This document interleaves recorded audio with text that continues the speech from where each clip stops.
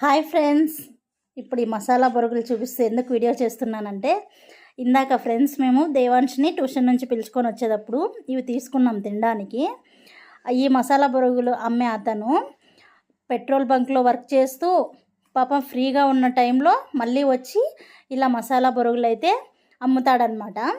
మా దేవాంశ్ ట్యూషన్ నుంచి వచ్చే దారిలో అమ్ముతారు ఇక్కడ. అక్కడ తీసుకొని వచ్చి తిన్నాము. అంటే జస్ట్ వీడియో కోసం అనేసి నేను చెప్దాము, ఒక మాట చెప్దామనేసి నేను చేస్తున్నాను. ఇలా బ్రతకడానికి ఒకటికి రెండు పనులు చూసుకొని బ్రతికే వాళ్ళు ఉన్నారు మన సమాజంలో.